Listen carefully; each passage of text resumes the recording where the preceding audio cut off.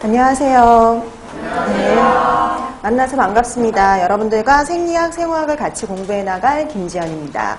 자, 여러분들 책은 다 받아보셨을 텐데요. 생리학, 생화학 책. 그래서 생리학, 생화학 같은 경우에는 이제 두 과목을 이제 2달 동안 나갈 텐데요. 보통 이제 다른 과목들하고 좀 틀리죠. 다른 과목들은 보통 한 달에, 두 달에 이제 한 과목이 나간다면 생리학, 생화학은 합쳐서 2달 동안에 이 두 과목을 다 끝내야 돼요. 그래서 여러분들이 학교 다니실 적에 생리학, 생화학이 그닥 그렇게 아주 쉽게 다가오는 과목은 아니었죠. 근데 그거를 또 바쁘게, 그러니까 거의 한 달에 한 과목을 나가는 거죠. 한 달에 생리학 끝내고 또 한 달에 생화학 끝내고. 그래서 이거를 뭐 하루에 이제 조금씩 생리학 조금 나가고 생화학 조금 나가고 이러다 보면은 진도가 지지부진해지기 때문에 먼저 생리학을 다 나가고요. 7월에. 그 다음에 이제 이어서 8월에 또 한 번 이제 생화학을 나간다라고 생각하시면 될 것 같아요.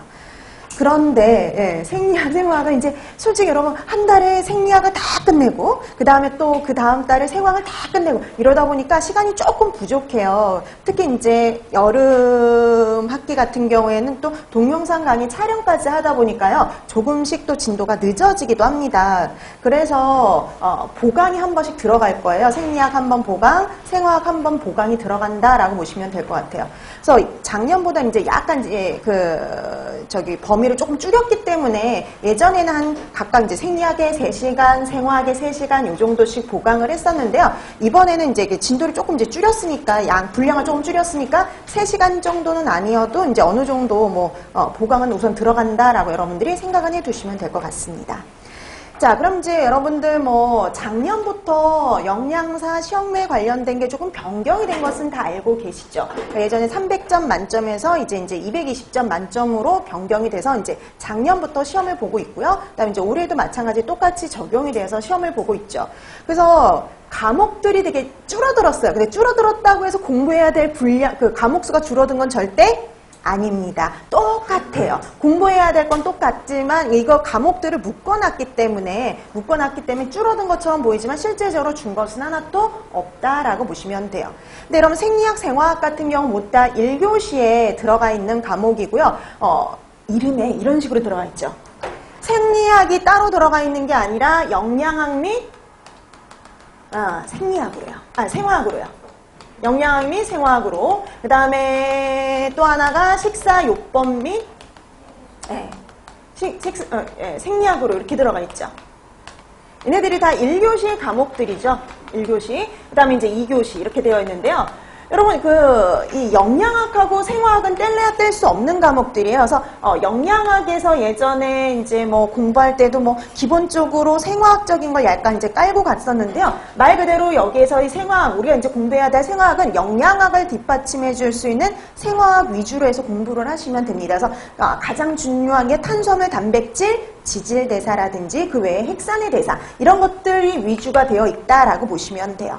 자, 그다음에 식사요법. 여러분 각각의 질병에 대해서 식사요법이 진행이 되는데요. 그 질병에 대해서 파악하기 위해서는 기본적으로 우리 몸이 어떻게 구성이 되어 있고 어떤 생리를 갖고 있는지를 알고 있어야지만 제대로 된 질병 관리가 될 수 있거든요. 그래서 또 그걸 뒷받침해 줄 수 있는 생리학 이렇게 생각하시면 되는 겁니다. 그래서 여러분들도 다 알고 계시듯이 1교시가 120문항인데요. 여기가 60문항, 이쪽이 60문항이죠. 근데 여기는 한 과목이 더 들어있죠. 영양, 교육까지 해서 60문항이에요. 그래서 총 120문항.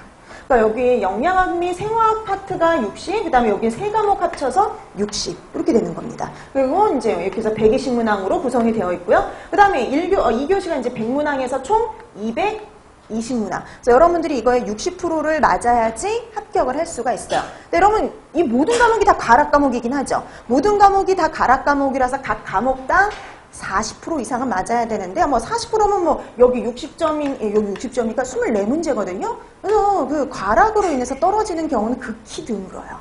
그러니까 총점의 60%가 안 돼서 떨어지는 경우가 훨씬 더 많다라고 보시면 됩니다. 자, 근데 이게 120문항이죠. 근데 120문항인데 시험은 100분이에요. 그럼 우리가 여기서 알 수 있는 사실이 하나 있어요.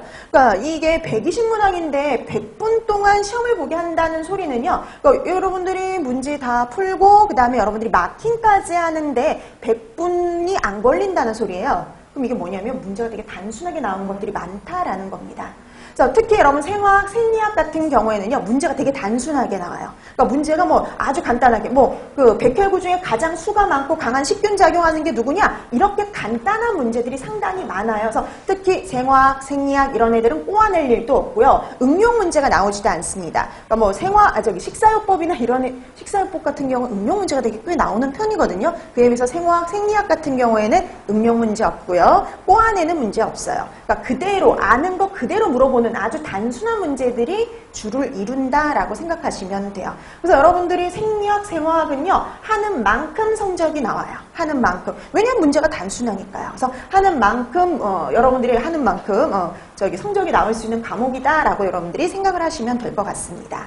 자, 이렇게 해서 이제 문제는 좀 단순하고 그냥 아주 간단한 유의 문제가 주를 이룬다라고 생각하시면 되는 거죠. 생리학, 생화학 같은 경우는. 자, 그 다음에 이제 여러분들이 뭐 합격률을 보면은요, 그러니까 문제가 예전에는, 그러니까 공청회를 하기 전에는요, 좀 어렵게 나올 때도 있었어요. 그럼 어렵게 나오면 합격률이 40몇 %밖에 안 됐어요. 근데 2010년 이후로 공청회에서 난이도는 이 정도로 조정할 거고, 문제는 이런 형태의 유형으로 내겠다, 이렇게 얘기를 했거든요. 그 이후로는 합격률이 거의 이제 여기에서 왔다 갔다 해요. 2010년 이후로는 합격률이 55%에서 최하 55%에서 최고 65%까지 찍었었어요. 그러니까 55%, 65% 요 사이라고 생각하시면 되는데 55%대 요 비슷할 때 좀 나올 때는 학생들이 조금 문제가 어려웠다라고 말을 하고요. 그러니까 여기에 가까울수록은 좀 문제가 쉬웠다. 60%가 넘어오면 문제가 되게 쉬웠다라고 얘기를 해요. 근데 작년은 합격률이 64.4%예요. 좀 쉬웠다는 거죠. 그래서 작년 이제 처음으로 시행한 거였잖아요. 바뀌어가지고 이렇게 처음으로 시행하는 경우에는 좀 쉬워질 수가 있죠. 그래서 이제 작년에는 60%가 좀 넘었다라고 보시면 돼요. 그러니까 문제가 아주 어렵게 나오지는 않는 편입니다. 그러니까 여러분들이 어느 정도만 공부를 하시면 충분히 합격을 하실 수가 있어요. 대신 여러분들이 노력을 좀 하셔야죠. 자, 이렇게 해서 문학 문제, 뭐 생리학, 생화학은 여러분들이 너무 어려운 문제 같은 경우보다는 간단하고 반드시 알아야 될 아주 기본적인 것들이 좀 더 시험 문제에 많이 출제된다라고 여러분들이 생각을 가지고 공부하시면 되는 겁니다. 자, 그럼 이제 우리가 이 생리학, 생화학을 이제 나갈 때 이제 먼저 이번 달에는 생리학부터 나가겠다라고 말씀을 드렸죠. 그래서 생리학 같은 경우에는 어떻게 이제 공부를 할 거냐, 어떻게 뭘 공부하는 거냐, 여러분들이 요거는요, 1페이지를 보시면, 1페이지. 이걸 보면은 이제 우리가 이제 앞으로 뭘 공부해야겠다, 이제 그게 나와요, 생리학에서. 자, 그럼 여러분 생리학에서 공부할 것들이 바로 요건데요. 1페이지 한번 잠깐 보실래요? 자, 인체의 구성 이렇게 나와 있죠. 자, 생명체를 구성하는 가장 기본 단위가 되는 게 바로 뭐냐면, 세포입니다. 예, 세포가 가장 기본 단위예요. 그러니까 사람을 구성하는 가장 기본적인 단위가 되는 것도 바로 누구냐면 세포다, 이렇게 생각하시면 돼요. 그러니까 사람도 한 60에서 한 100조 정도의 세포로 구성이 되어 있어. 그러니까 우리 세포 덩어리죠. 자, 이런 세포들이 모입니다. 형태나 기능이 비슷한 애들끼리 모여요. 형태나 기능이 비슷한 애들끼리 모여서 조직을 만듭니다.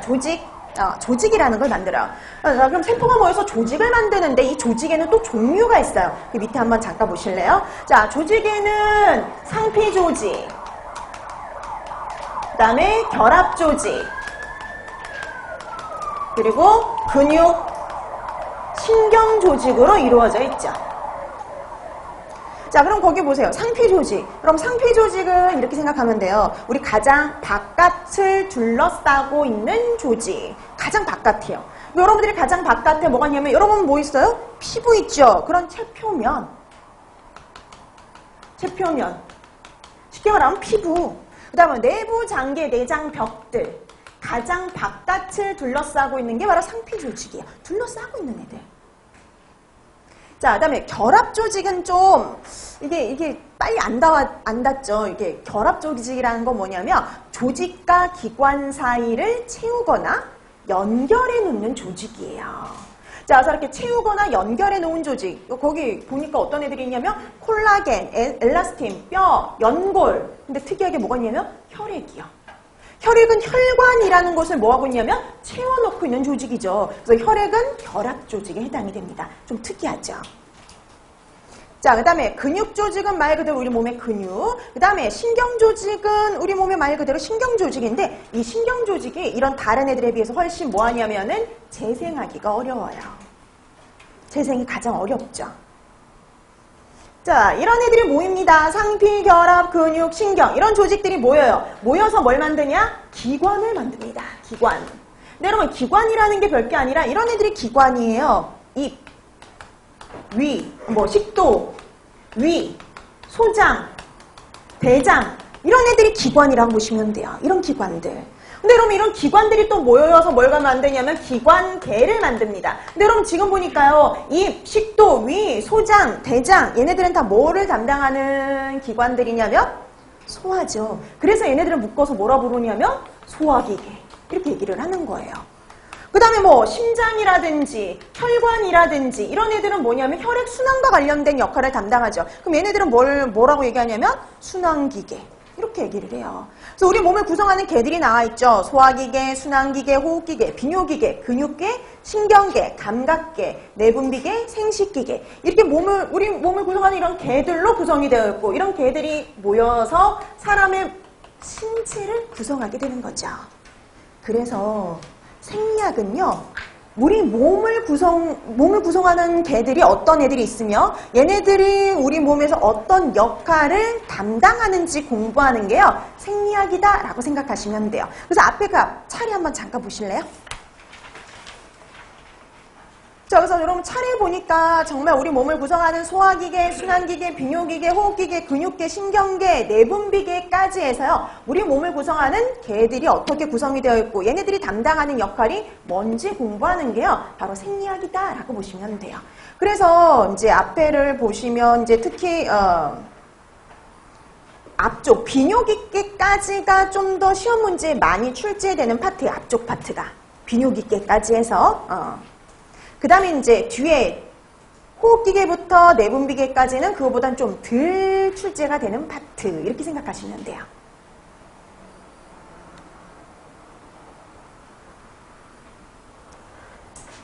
자, 이렇게 해서 생리학에서는 이 내용들을요, 하나씩 이제 공부를 해 나갈 겁니다.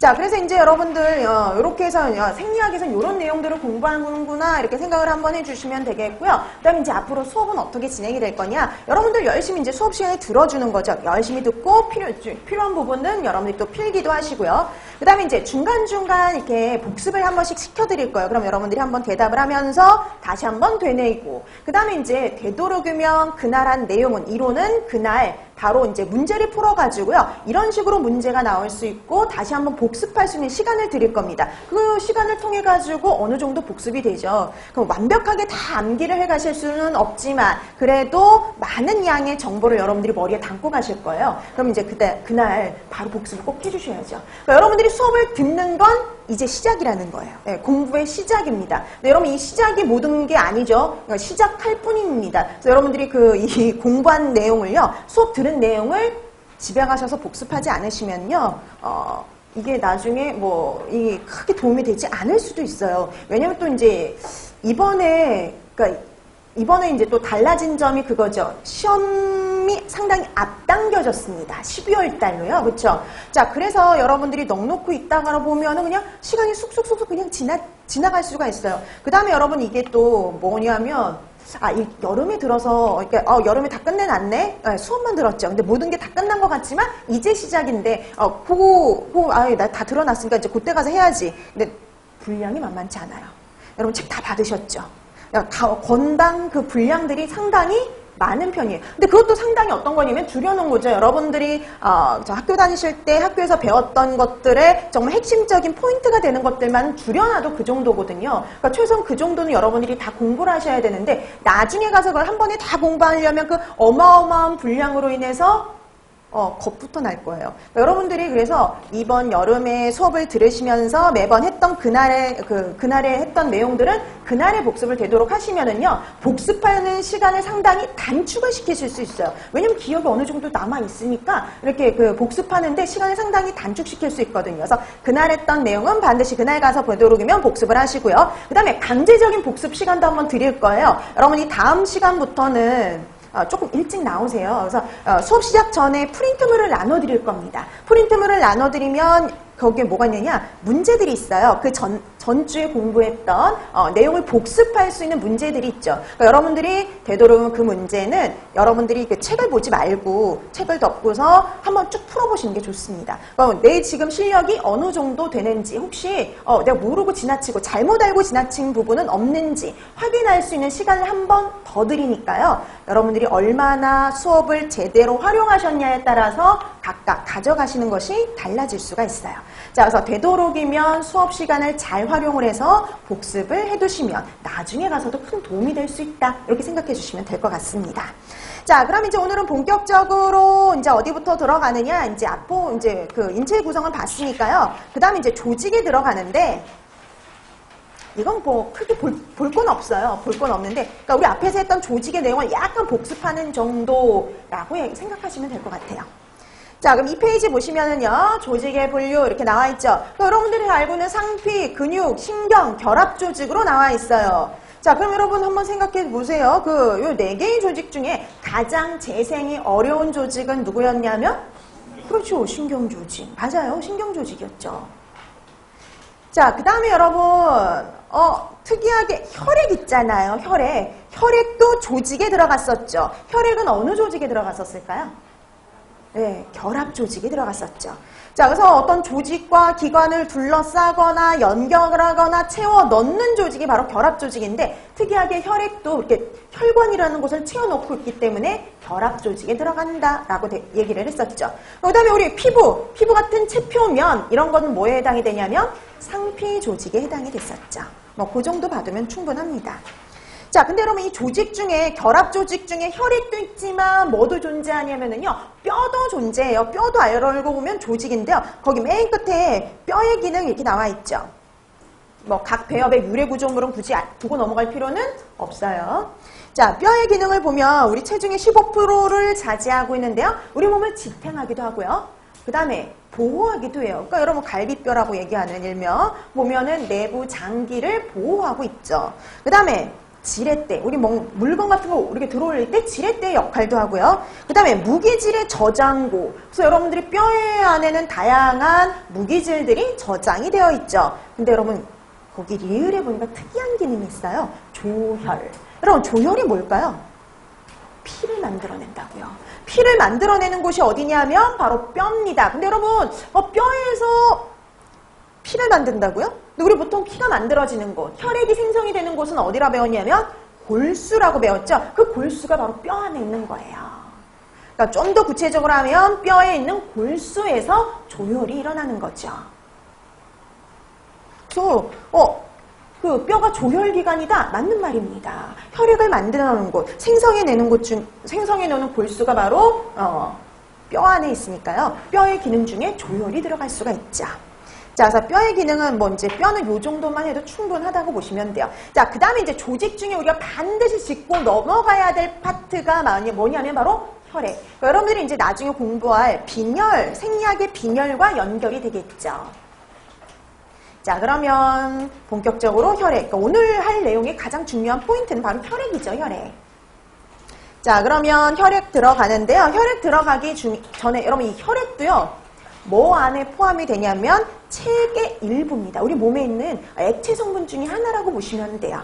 자, 그럼 체액에 관련된 거 간단히 살펴보고 그 다음에 이제 본격적으로 들어가도록 할게요. 자, 그럼 제일 먼저 그 체액이 나와 있는데 우리 몸에 들어있는 액체 성분은 체중의 얼마라고 얘기하고 있냐면 60%. 그렇죠? 네, 여러분 이렇게 나와 있는 것의 가장 기본적인 기준은요. 성인 남자라고 생각하시면 돼요. 그래서 성인 남자를 기준으로 했을 때 체중의 60% 정도가 체액이다. 물로 되어 있다. 액체로 되어 있다. 라고 보시면 돼요. 근데 이게 성인이 되어갈수록요. 성인이 되어갈수록 이제 점점점 나이가 들어갈수록 성인이 되어갈수록 비율이 좀 바뀌죠. 여러분들이 뭐 나중에 생애주기 영양학에서도 배우시겠지만 성인이 되어갈수록 체액의 비율은 점점점 감소를 해요. 그럼 체액의 비율이 감소하는 대신 누구의 비율이 증가하냐면 체단백의 비율이 증가합니다. 그러니까 성인이 되어갈수록 이제 우리가 태어나서 영유아 시절부터 이제 성인이 되어 갈수록 점점점 체액의 비율은 줄어드는 반면에 대신 체단백의 양이 증가하면서요. 이제 근육이라든지 이런 것들이 좀 더 구성이 되죠. 자, 그다음에 이 체액의 비율은 그러면 지금 보니까 연령에 따라 차이가 있는 거 아니에요? 영유아냐 성인이냐 이거에 따라서. 자, 그러면 성인과 유아를 비교하면은요, 누가 체액의 비율이 훨씬 더 높으냐면 유아의 체액의 비율이 더 높습니다. 아까 얘기했죠. 영유아부터 이제 성인이 점점 되어갈수록 체액의 비율은 점점점 감소한다 그랬으니까 유아가 체액의 비율이 더 높아요. 네. 자, 그 다음에 남자와 여자 중에서는 누가 더 높으냐면은요, 남자입니다. 성별에 따라서도 차이가 있어요. 그러니까 여성의 체액의 비율은 체중의 60%가 안 돼요. 50몇 %밖에 되질 않습니다. 자, 이거는 뭐의 차이냐? 체내 지방질 부피차예요. 지방질 부피차. 그러니까 여러분, 우리 몸에 지방이 많이 있으면, 부피가 많이 차지하면 차지할수록 물이 있을 수 있는 영역이 점점점 줄어들거든요. 그래서 지방의 부피가 좀 더 큰 여성이 체액의 비율이 적은 거예요.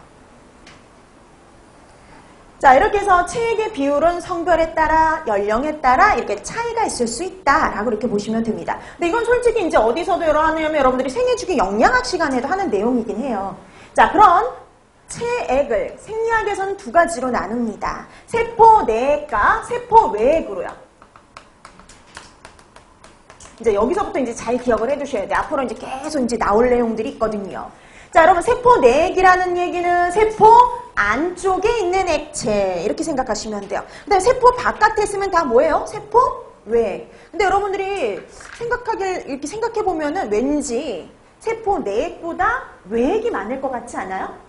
근데 세포 내액이 훨씬 많습니다. 아까 얘기했죠. 우리 몸을 구성하는 세포가 60조에서 100조 정도 돼요. 그래서 대다수가 세포로 구성이 되어 있어요. 자, 그래서 세포 내액이 훨씬 더 많습니다. 그래서 60% 중에 40%가 세포 내액, 그리고 20%가 외액이에요. 그래서 40%가 내액이고 20%가 외액입니다. 그래서 여러분들 착각하시면 절대 안 돼요. 왠지 외액이 더 많을 것 같거든요. 근데 절대 아니라 세포 안쪽에 있는 액체가 훨씬 많아요. 자, 그 다음에 여러분들이 또 하나 기억할 게 세포 안쪽에 많은 이온과 바깥쪽에 많은 것을 꼭 기억하셔야 돼요. 세포 안쪽에 많은 건 누구냐? 칼륨 이온입니다. 칼륨. 그 다음에 바깥에 많은 건 누구냐? 나트륨이에요. 세포 바깥에 많은 건 나트륨 이렇게 보시면 돼요. 자, 근데 여러분 요거는 이 나트륨 옆에 Cl도 있죠. 네, 음이온 중에는 염화이온이 많은데요. 얘네들 합치면 뭘 것 같아요? NaCl. 이건 뭐예요? 소금. 그쵸? 그게 제일 많아요. 자, 그래서 세포 안쪽에 많은 건 칼륨, 안쪽에 많은 건 칼륨, 바깥쪽에 많은 건 나트륨이다. 이것까지 기억해 두시면 돼요. 이건 이제 앞으로 두고두고 생리학을 하면서 계속적으로 나올 내용들입니다. 그럼 여러분, 세포 안쪽에는 칼륨이 많고 세포 외에게는 나트륨이 많다고 그랬잖아요. 그럼 혈액에는 누가 제일 많을까요?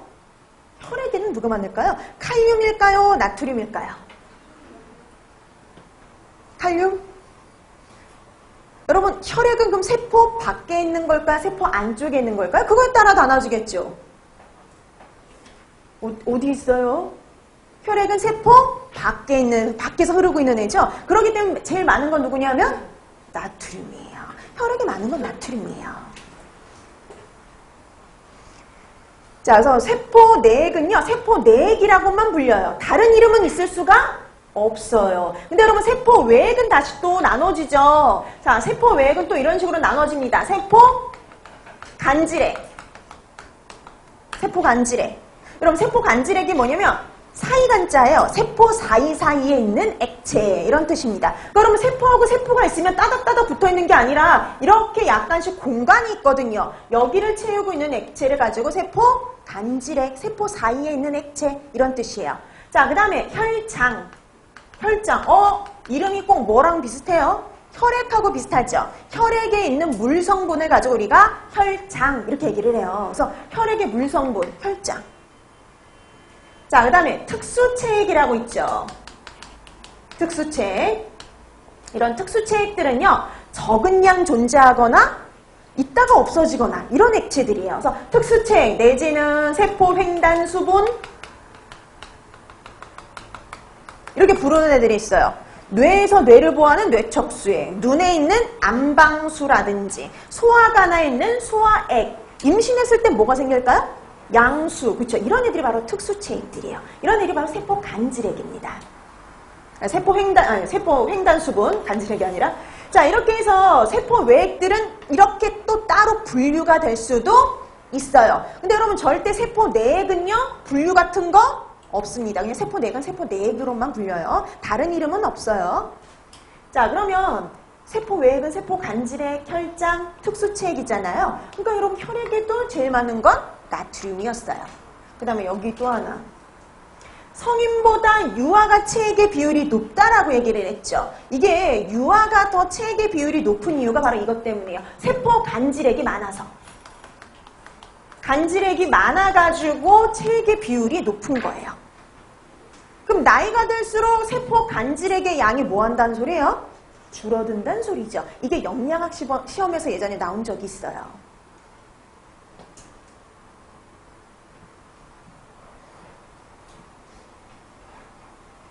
자, 그래서 여러분 체액을 이렇게 두 가지로 나눠 주셔야겠죠. 그래서 세포 내액과 외액으로 우선 구분을 해주세요. 그러니까 우리가 전체 체액의 60%일 때 세포 내액의 양은 몇 프로냐면 40%. 외액의 양은 얼마냐면 20%죠. 그 다음에 세포 내액에서 가장 많은 양을 존재하는 이온은 칼륨 이온이고요. 외액에 많은 이온은 나트륨이에요. 그럼 혈액에 제일 많은 건 누굴까요? 그렇죠. 나트륨. 왜냐면 혈액은 세포 외액에 들어갔었죠. 자, 그러면 우리가 그 세포 외액의 하나인 혈액에 대해서 이제 좀 더 구체적으로 들어가는 거예요. 혈액. 자, 혈액은 전체 체중의 몇 프로를 차지하고 있대요? 8%. 그렇죠. 체액의 8%. 체중의 8%.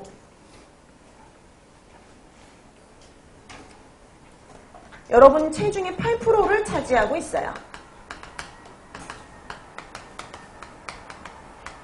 그리고 pH가 7.4입니다. 그러니까 여러분 우리 왜 혈액하면 딱 중성 이렇게 생각하잖아요. 중성이 아니라 약알칼리성으로 조금 치우쳐져 있어요. 그래서 여러분들이 그 pH가 7.0만 돼도 위험한 거예요. 우리 몸은. 그래서 7.4 정도의 pH를 일정하게 유지하고 있어요.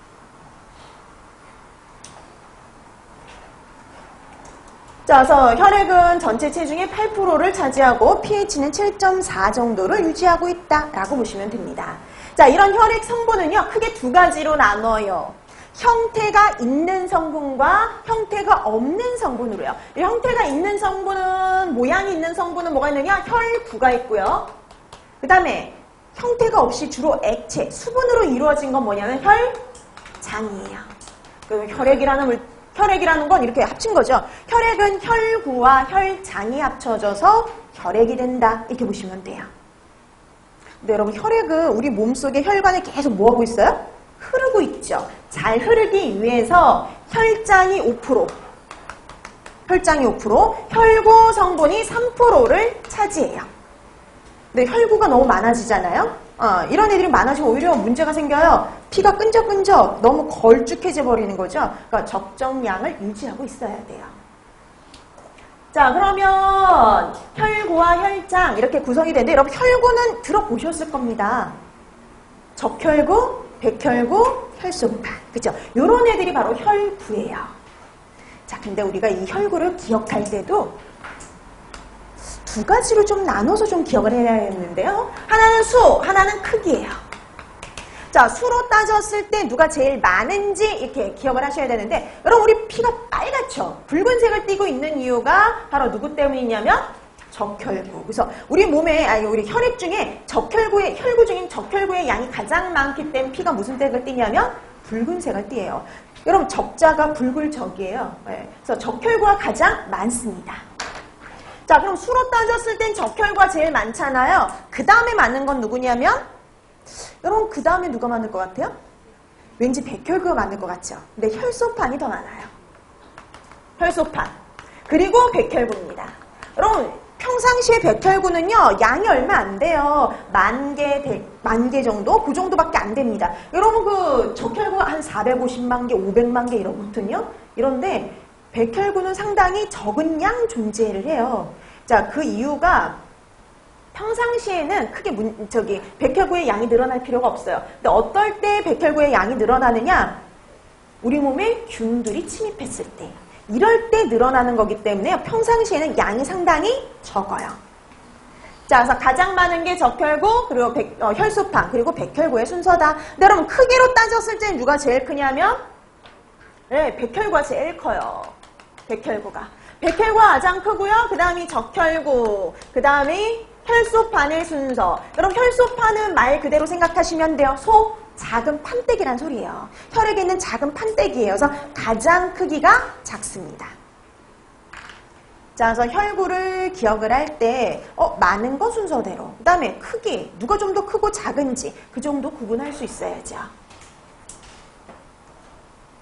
자, 그래서 여러분 혈 구성분은 딱 3가지예요. 적혈구, 백혈구, 혈소판. 그 다음에 이제 여러분들이 나중에 이제 중점적으로 공부할 건 각각 담당하는 기능이 뭔지 이렇게 알아두시면 됩니다. 자, 그럼 여러분 적혈구, 백혈구, 혈소판 얘네들 중에 가장 크기가 큰 건 누구였어요? 백혈구. 가장 수가 많은 건 누구예요? 적혈구. 적혈구 다음으로 많은 건요?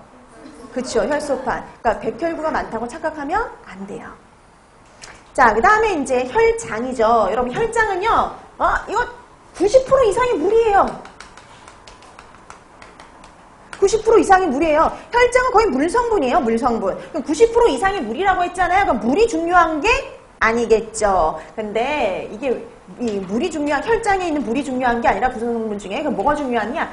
혈장에 물에 녹아 있는 성분이 되게 중요해요. 그래서 여러분들이 혈장에서 뭐 위주로 공부하면 되냐면은요, 혈장 단백질 위주로. 혈장에 녹아있는 단백질은 혈장 단백질 위주로 공부해 주시면 돼요. 혈장 단백질. 자, 이 혈장 단백질은 7% 정도를 차지하는데요. 혈장이 7%. 자, 어떤 애들이 있느냐? 뒷장에 나와요. 혈장 단백질. 4페이지에 나오죠. 자, 이것도 순서대로 기억을 해주세요. 순서. 이 순서가 바로 뭐냐면요. 많은 것 순서입니다. 여러분들이 뭐 숫자를 굳이 다 외울 필요가 없어요. 수치를 기억할 필요는 없지만 누가 많고 적은지는 알고 있어야 되니까요. 가장 많은 게 누구냐면 알부민, 그 다음에 글로불린, 그리고 피부리, 노겐입니다. 이제 오늘 이제 얘도 뒤에 가서 또 나올 텐데요. 요 이름들에 친숙해지셔야 돼요. 이름. 자, 그래서 제일 많은 게 누구냐면 알부민, 두 번째가 글로불린, 그리고 마지막이 피부리, 노겐 이렇게 얘기를 해요. 자, 그래서 알부민, 글로불린, 피부리, 노겐 이런 애들이 바로 혈장 단백질이고요. 제일 많은 건 알부민이 되겠죠. 나중에 가서 이제 얘네들이 각각의 기능을 알아두셔야 되는데 먼저 피부리 노겐의 기능만 한번 짚고 넘어갈게요. 얘는 혈액 응고를 담당을 합니다. 혈액 응고.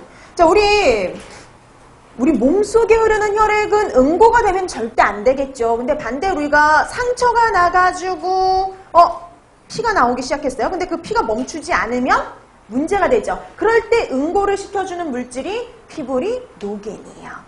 자, 그러면 피부리 노겐이라는 애는 혈액을 응고시켜주는 물질이죠. 자, 근데 우리가 여러분들 이 단어도 한번 들어보셨을 거예요. 혈청이라는 말도요. 혈청. 자, 혈장이라는 말과 혈청이라는 말을 구분하셔야 되는데요. 자, 혈청 어떤 애들을 가지고 우리가 혈청이라고 얘기를 하냐면요. 여러분들이 피를 뽑아가지고요. 피를 뽑아가지고 가만히 놔뒀을 때 밑에는 응고되고 위에 뜨는 맑은 상층액을 가지고 우리가 뭐라고 부르느냐? 혈청 이렇게 불러요. 이걸 가지고 혈청이라고 얘기를 해요. 자, 그래서 혈청이라는 건 다른 게 아니라요. 우리가 혈액이 응고되고요. 위에 뜨는 맑은 상층액을 가지고 혈청이라는 단어를 씁니다. 그러면 혈장도 주로 액체 성분, 혈청도 주로 맑은 상층의 액체 성분. 둘이 같은 거냐? 달라요. 여기 밑에 응고돼서 가라앉는다 라고 했죠. 그 응고돼서 가라앉는 것들은 혈구, 그 다음에 또 하나 누가 더 가라앉느냐면 혈액 응고에 관여하는 피부리 노겐이요. 그래서 여러분 혈청은요, 혈청이라는 애는요, 여러분들 아까 좀 전에 혈장 성분에서 누가 빠진 거냐면 피부리 노겐이 빠진 거예요. 그래서 혈청이라는 성분은요, 혈장에서 누가 제외된 거냐면 피부리 노겐이 제외된 거다. 이렇게 보시면 됩니다.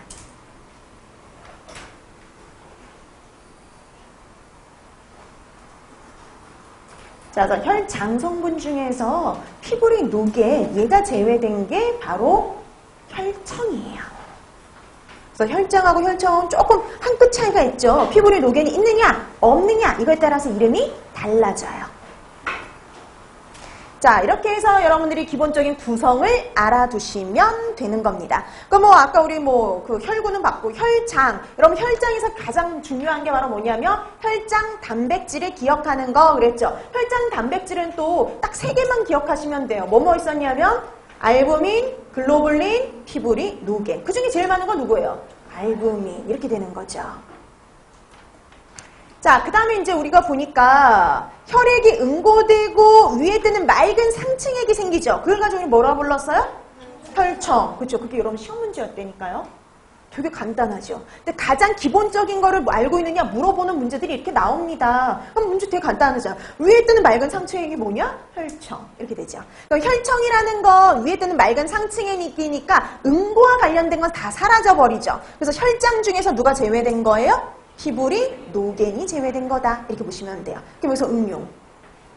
우리 혈장 단백질에는 알부민, 글로불린, 피부리 노겐이 있었잖아요. 그럼 혈청 단백질에는 누가 있을까요? 그렇죠. 혈청 단백질에는 알부민과 누가 있어요? 글로불린. 누군 제외됐어요? 그렇죠. 피부리 노겐은 제외됐으니까. 혈청 단백질은 알부민과 글로불린만 남은 거죠. 자, 그래서 이렇게 단어를 조금 구분하시면 돼요. 그래서 우선은 단어에 익숙해지자 이렇게 생각하시면 될 것 같습니다.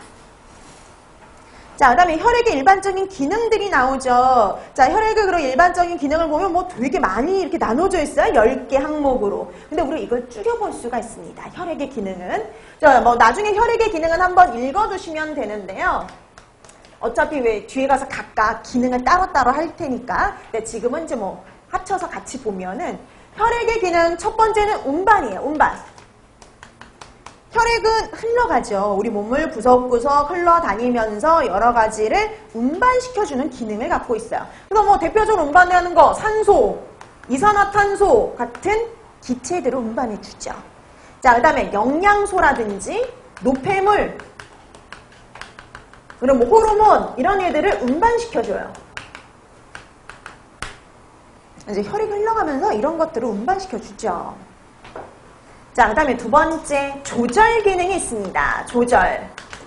우리 혈액에 일정하게 유지되는 것들이 되게 많아요. 여러분, 아까 좀 전에 혈액의 pH가 얼마나 그랬냐면 7.4 정도 된다 그랬죠? 이게 일정하게 유지가 돼요, pH가. 자, 그 다음에 삼투압이 일정하게 유지가 됩니다. 이제 우리가 요 단어들을 같이 묶어서 항상 같이 다닐 텐데, 요 삼투압, 체양, 혈압. 이게 3종 세트예요. 얘네들은 항상 같이 다녀요. 이제 이게 나중에 왜 같이 다니는지가 밝혀지는데, 지금은 그냥, 얘네들이 그냥, 요런 것들이 같이 다니는구나. 그 정도만 파악하고 가시면 돼요. 삼투압이 일정하게 유지되면 혈액량이 일정하게 유지되고, 혈액량이 일정하면 혈압도 일정하게 유지가 돼요. 자, 그 다음에 요 혈액에 의해서 체온도 일정하게 유지가 되죠. 그래서 여러분, 이렇게 일정하게 우리 몸에서 유지되는 걸 가지고 뭐라고 얘기하냐면 항상성이라는 단어를 씁니다. 항상성. 항상 일정하게 유지가 돼요. 어떤 변화에도 불구하고 일정하게 유지하는 거, 이게 바로 항상성이에요.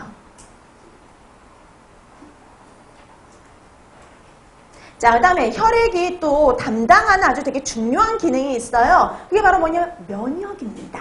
면역.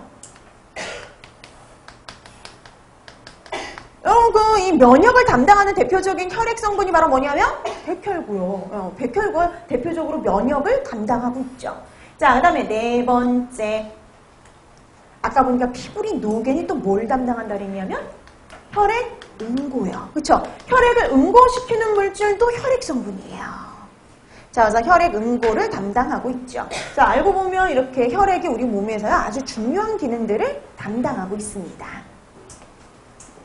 자, 이렇게 해서 여러분들이 혈액이 담당하는 기능은요, 한번 쭉 읽어두시면 돼요. 아, 이런 기능을 담당하는구나. 이렇게 파악을 해두시고, 나중에 가면 적혈구, 백혈구, 혈소판이 담당하는 기능들을 구분해서 알아두시면 되는 겁니다.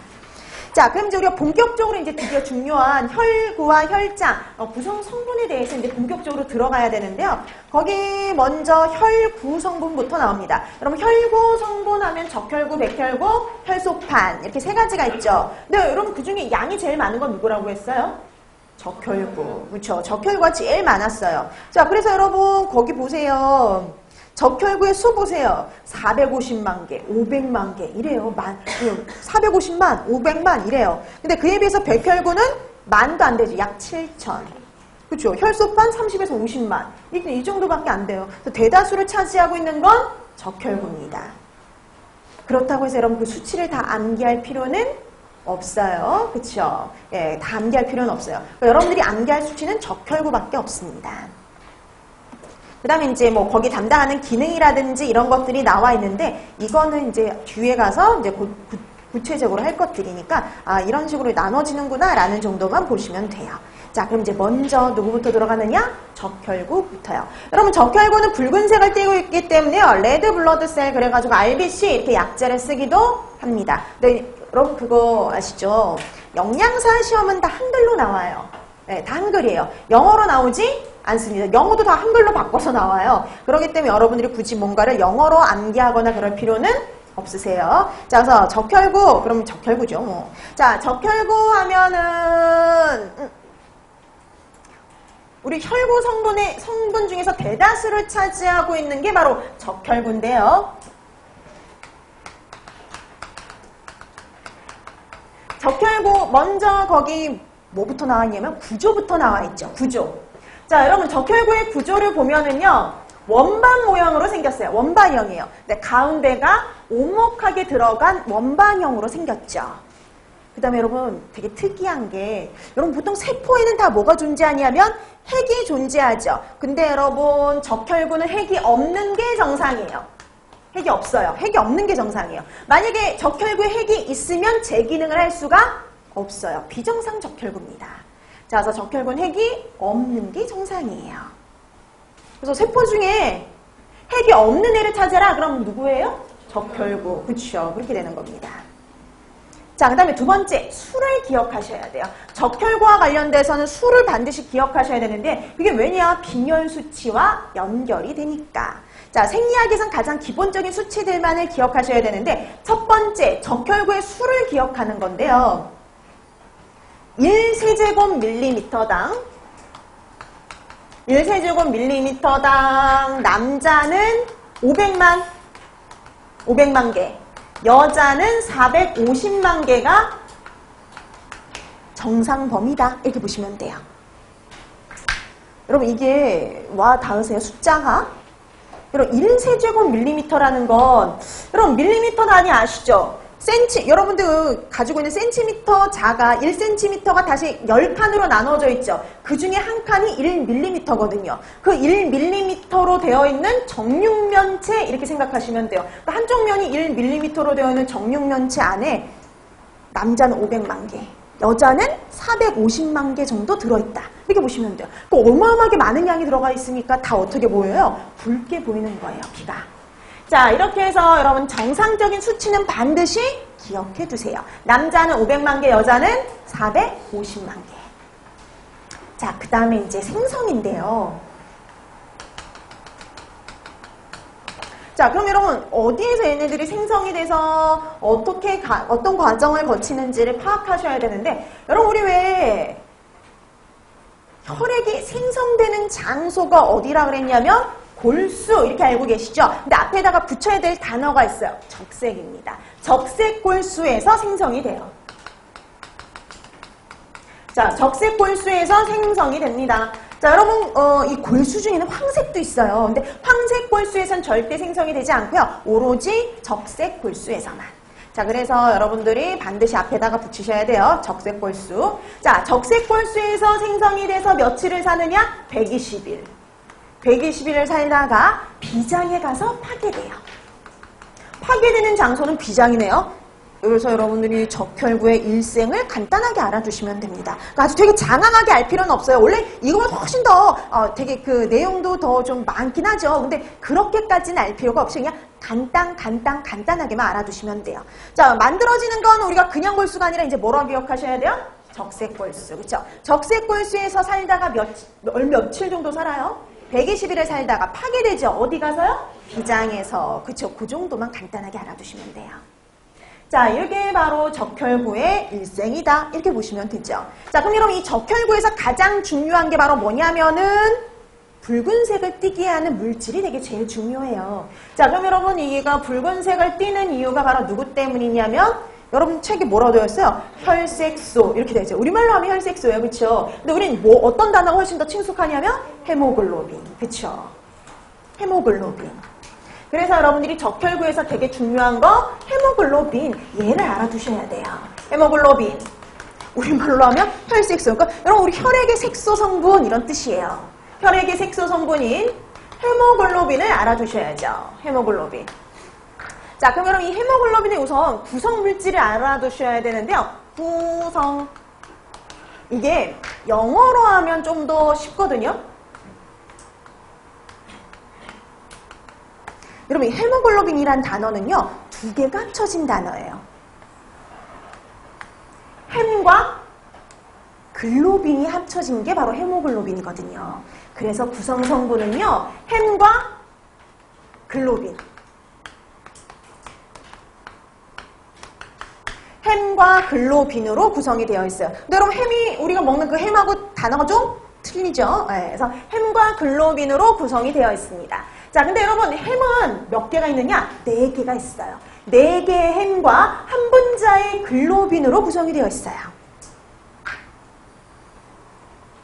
자, 여러분 학교 다니실 때 배운 거 혹시 기억나시나요? 자, 여러분 이 햄은 중심금속으로 뭘 갖고 있냐면 그래요. 철을 갖고 있어요. 철을 갖고 있기 때문에 붉은색을 띠는 거예요.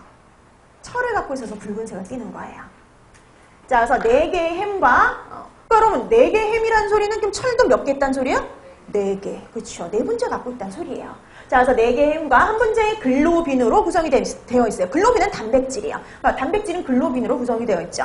자, 그 다음에 참고적으로 이거는 이제 이렇게 구성되어 있다. 이 정도는 반드시 알아둬야 되는 내용이고요. 플러스 알파로 조금 얘기를 하자면 이 한 분자의 글로빈은 알파 체인 2개, 베타 체인 2개를 갖고 있는 단백질이에요. 그래서 여러분 착각하면 안 되는 게 얘 2개, 얘 2개니까 글로빈이 4분자 이거 아니고요. 글로빈 단백질 자체가 알파 체인을 2개, 베타 체인을 2개 갖고 있어요. 그래서 구성성분 항상 이렇게 얘기를 해야 됩니다. 4분자의 햄과 한 분자의 글로빈으로 구성되어 있다.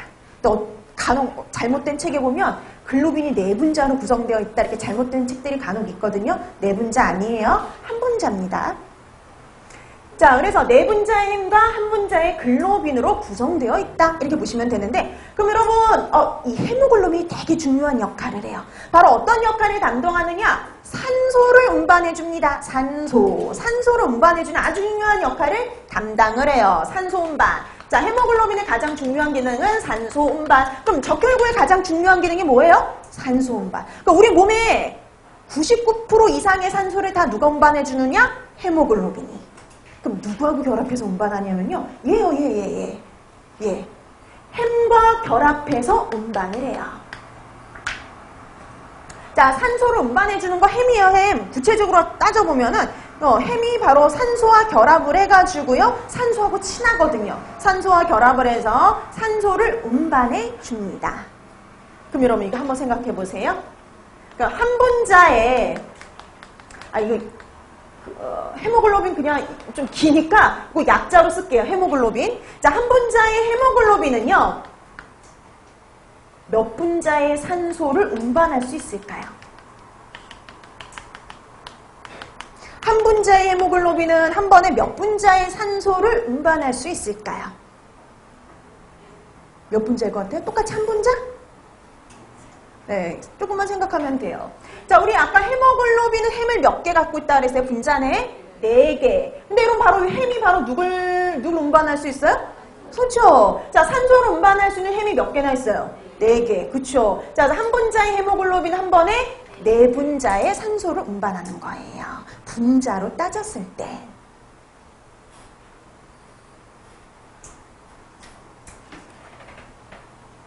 자, 근데 이거를 그람이나 밀리리터로 따지면 또 조금 틀려져요. 왜냐하면 그람이나 밀리리터는 우리가 얘기하는 그거하고는 좀 다르니까. 자, 그래서 1g의 헤모글로빈은 1.34ml의 산소를 운반합니다.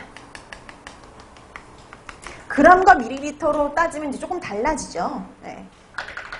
그러니까 이 4분자가 요만큼밖에 안 돼요. 1.34ml.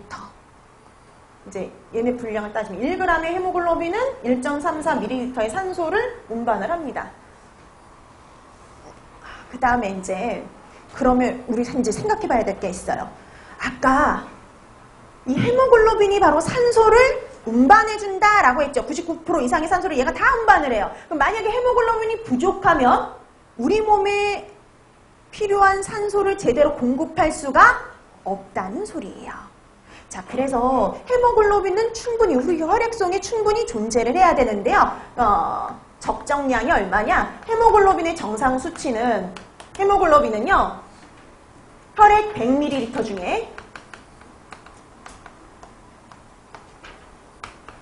15g 정도 들어있으면 돼요. 15g. 자, 그래서 두 번째 수치가 나오죠. 헤모글로빈 수치. 자, 그래서 우리가 적혈구 수치 했고요. 그 다음에 이제 헤모글로빈 수치 봐두시면 됩니다. 그래서 헤모글로빈은요, 혈액 100ml 중에 15g 정도 들어있으면 돼요. 뭐, 여러분 책에도 있죠. 15g. 자, 그래서 이제 우리가 수치는 이제 두 가지를 했어요. 적혈구의 수치, 그리고 헤모글로빈의 수치. 자, 여러분, 아까 적혈구 수치, 남자는 얼마였어요? 500만.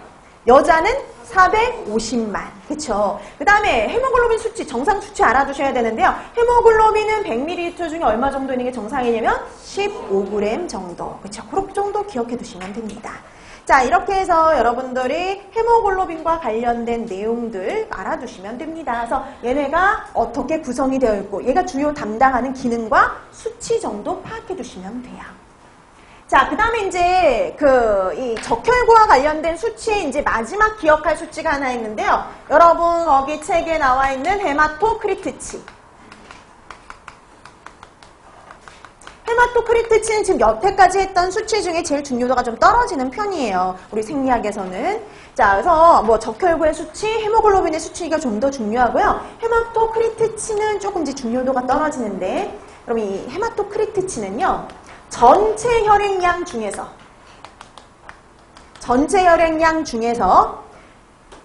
혈구가 차지하는 비율이에요. 혈구. 내지는 적혈구가 차지하는 비율. 퍼센트지 이렇게 보시면 됩니다. 여러분 아까 보니까 혈구의 대다수를 차지하고 있는 게 바로 누구였냐면 적혈구였죠. 그래서 전체 혈액량 중에서 적혈구 내지는 혈구가 차지하는 비율 이렇게 보시면 돼요.